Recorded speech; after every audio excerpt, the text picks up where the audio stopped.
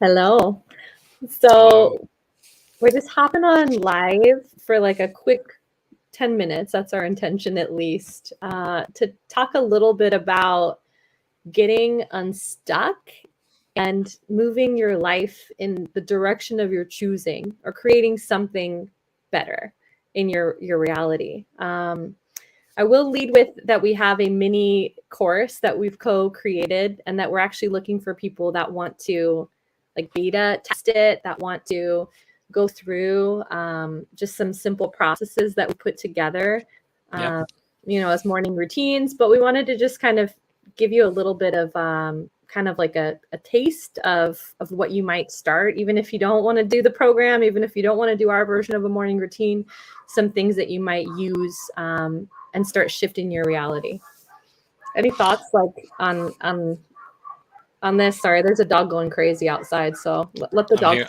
I'm hearing that that's on your side there, right? Well, Yeah, I he think that it.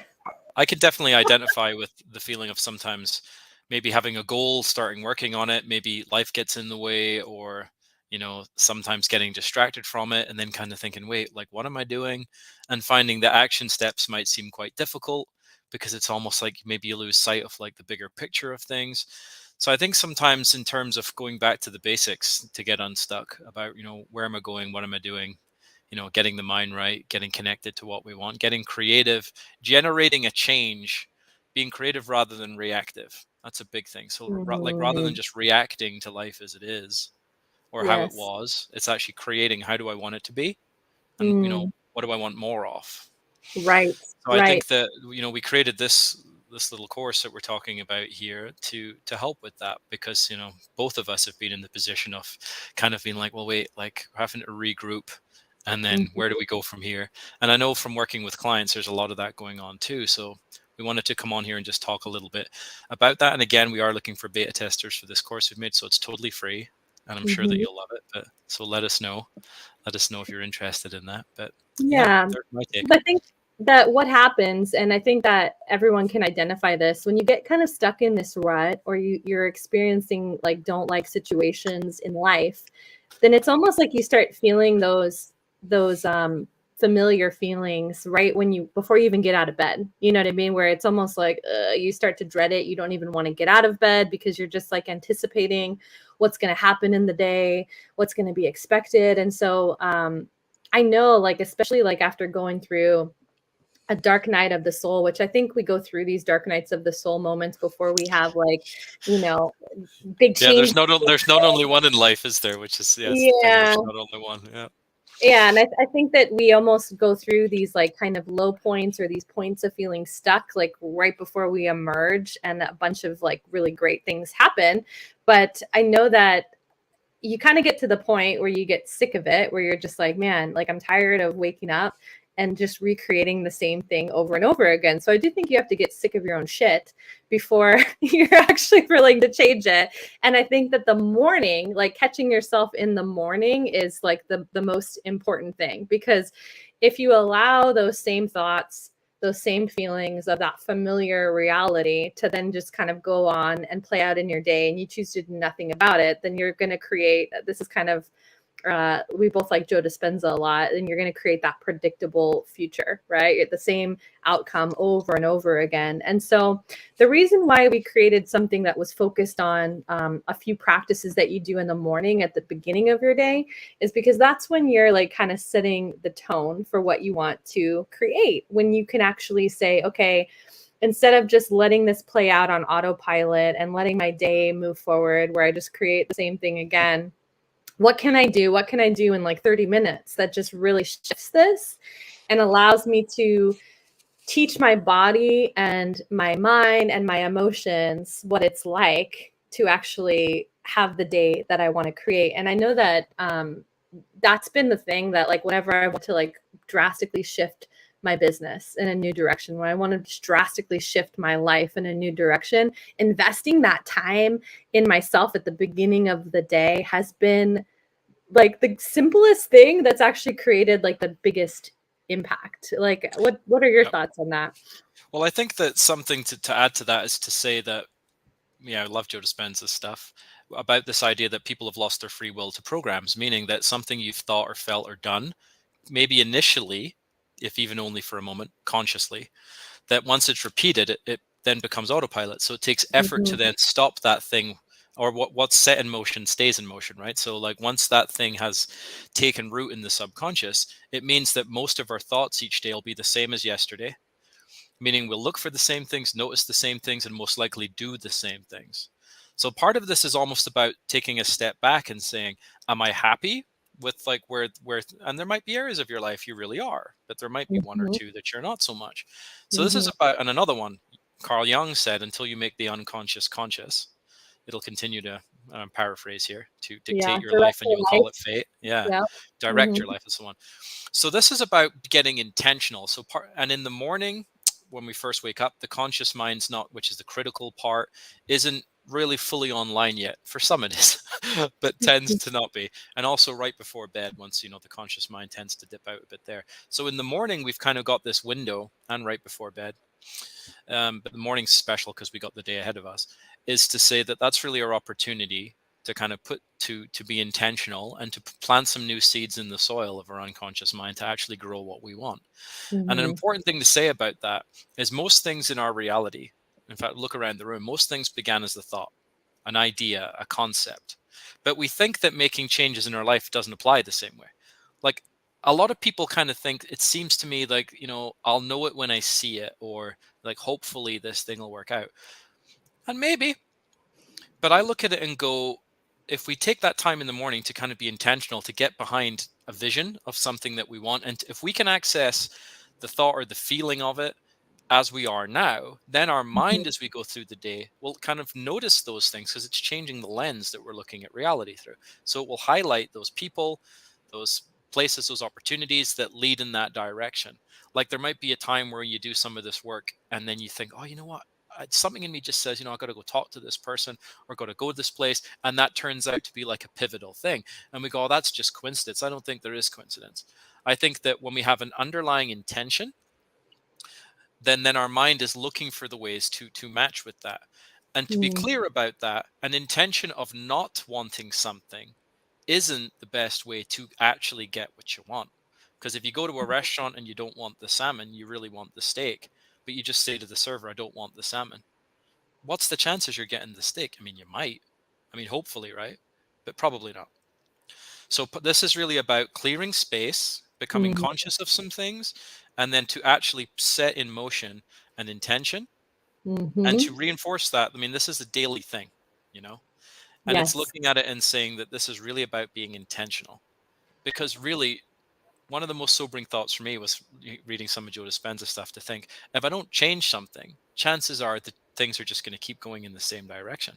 And again, in some areas of life, great. But maybe in other areas, it's like, well, maybe I want something different. But it's about really being creative or generative rather than being reactive.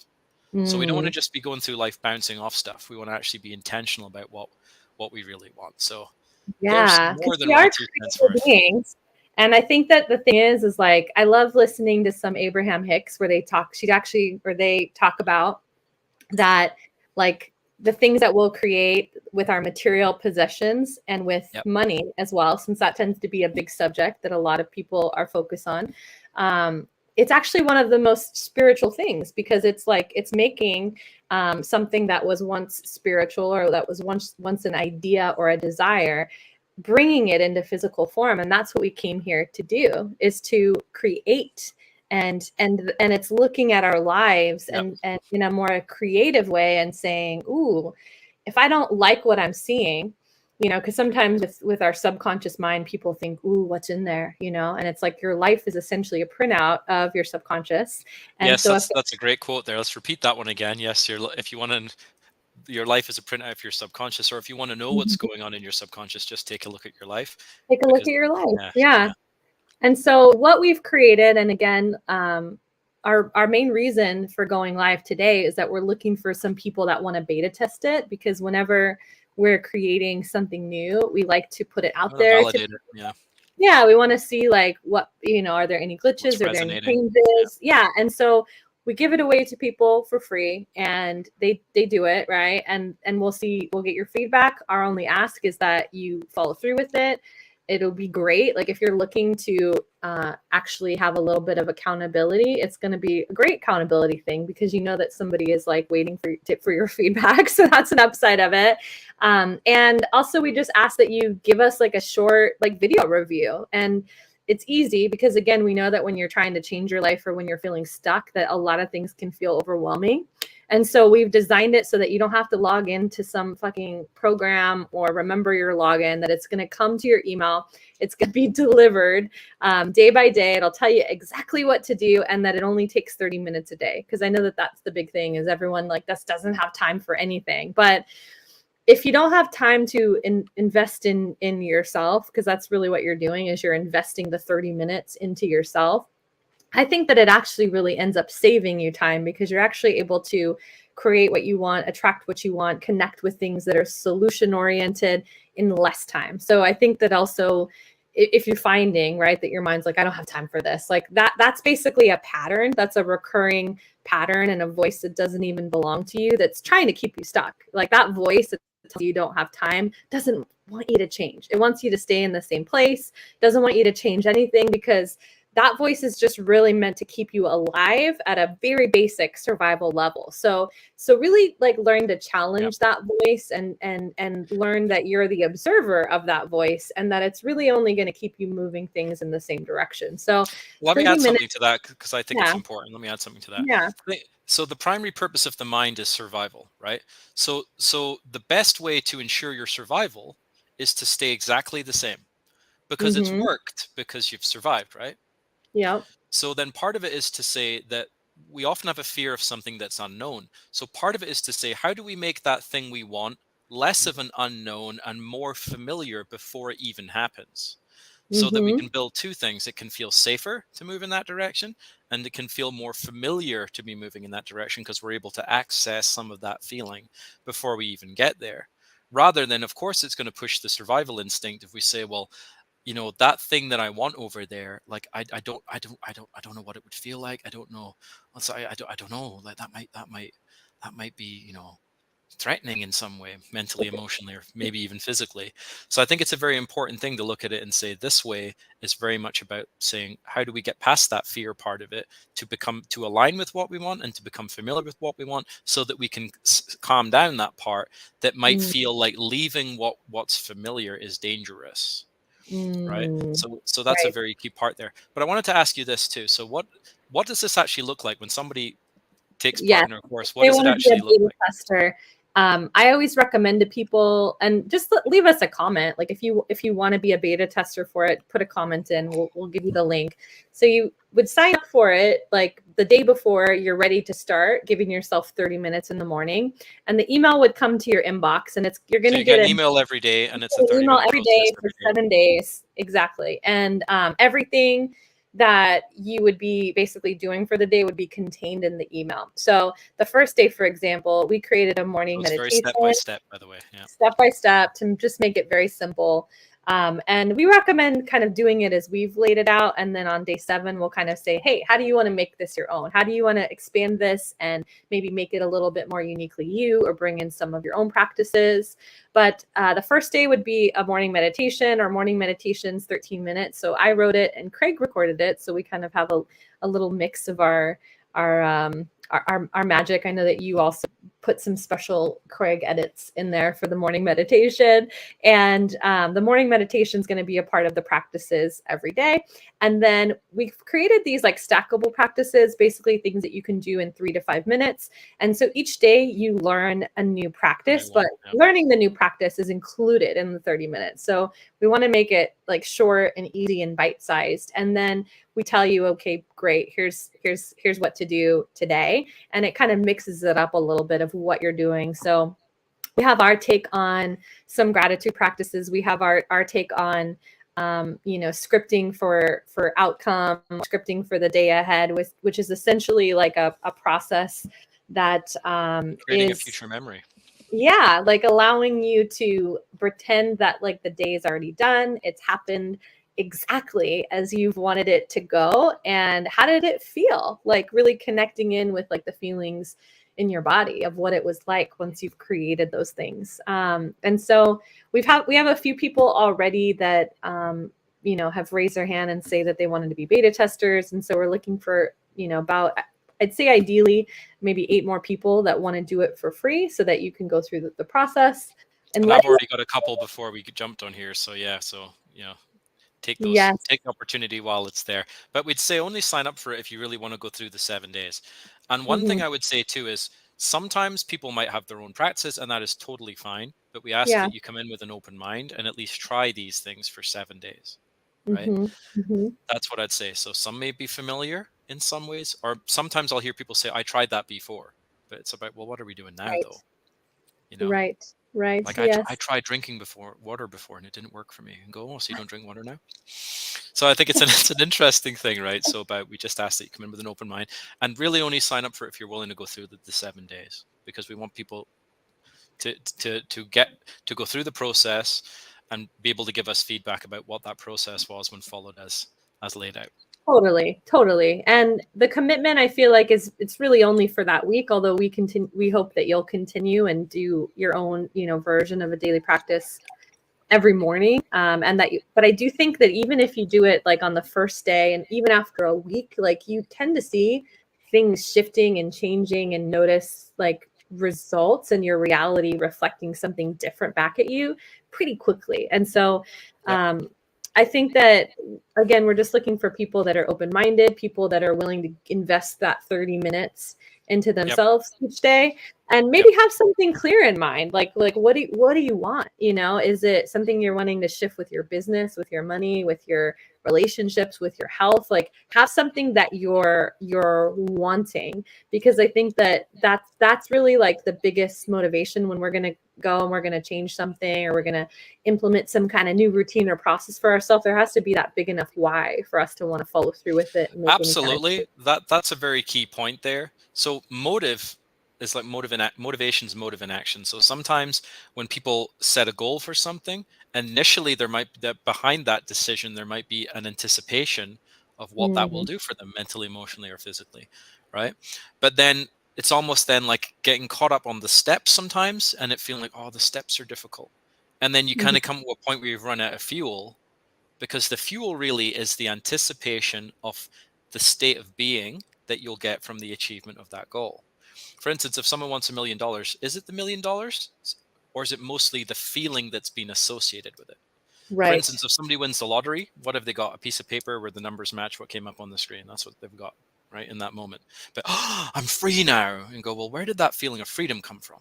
Was it generated from within, or did someone from the lottery company come in and just abracadabra put that feeling inside of you?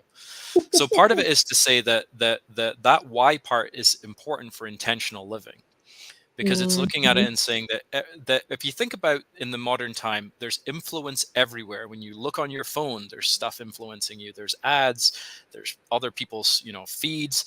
There's if you watch the news, which is great for anxiety if you watch the news, but also like looking and saying there's so many things that are almost like sales and stuff, like things influencing.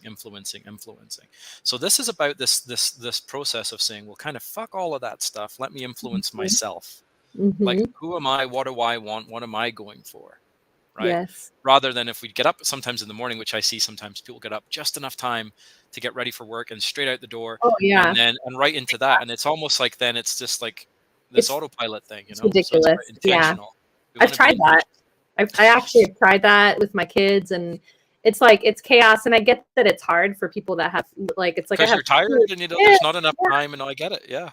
Yeah. And it's just really interesting though, like when I go to sleep on time, when I decide like, okay, I'm going to give myself that time first in the morning, like that it just expands outwards. And it seems like, oh, wow, the kids somehow they're behaving better. Like I am less reactionary. Like I'm in a better mood with them now that I've taken care of myself, and we're on time. Wow, it feels really great to like not feel rushed, but to show up a little bit early to things. And it's like really like that investment in my peace in the morning, it really carries through the rest of the day. And it's like I've set my GPS, and that again, the people, places, and situations, it feels like magic. It really does feel like very magical how it all plays out and changes. But it is an investment. It really is an investment that pays you back in dividends. I think you should be the biggest investment in your life, right? Because Mhm. think about it. I think also for a bit of fun here, I've looked everywhere and I never found any time. I can't find the time. I just need to find the time. It's like, well, where do you look? And maybe under the couch, because sometimes or down between the cushions, because sometimes stuff gets stuck there, right? Maybe we can find some of the mythical time in there, or maybe someone's got like a chest somewhere that when you open it, there's light and the time's inside. Or do you just simply make it? Create it as a creator being. You've Yes. decided that you want that time, that you demand it, and that you will I'm too make busy to change. I'm too busy to change. Okay. Well, I know that I've got a call in a few minutes too, here, and we're always a little bit more long-winded. We say we're going to go live for 10 minutes, and it's well, 20. If we say 10, it's 20. So next time we'll say 5, and we'll get 10, maybe, huh? Yeah. That's true. We love what we're doing. Is what it is, I think, isn't it? Yeah. That's true. Yeah, and we love creating things together, and we've been doing it for some of our clients and some of these done-for-you projects that we've been doing with hypnosis programs with clients, and so it's fun that we're finally like doing it together with stuff that we're really excited about and that we see like there's a real need for. And so we'll go back. I see a bunch of people that have raised their hands that want to be beta testers for this. So by later tonight, by end of day, I'll circle back. I'll make sure that you have the link so you can get started for free. And I wasn't on the comments tab. Now I see it. Okay. Yeah, now it's there, but it's under Facebook user. But I'll be able to see on like regular. I see the comments now. Thank you. I see one there. I love listening to you guys. I can't see who it was, but yeah, thank you. Yes. All right. Have a good day, everybody. Thanks for hanging out with us, and hopefully we'll be able to go live more often. I know sometimes I have to kind of like corral you in to go live, and I'm just like, come on. But I think that maybe people will give you a little bit of encouragement that see people they enjoy this. Yeah, that's the thing for me. I'm used to being in sessions with people, and that's where I'm seen. But now being seen in this way is an interesting transition for me. I appreciate you saying yes to it. Thank you. Thank you for asking. So yeah. All right, we better get on to our calls. But thank you for tuning in, everyone. Bye. Bye.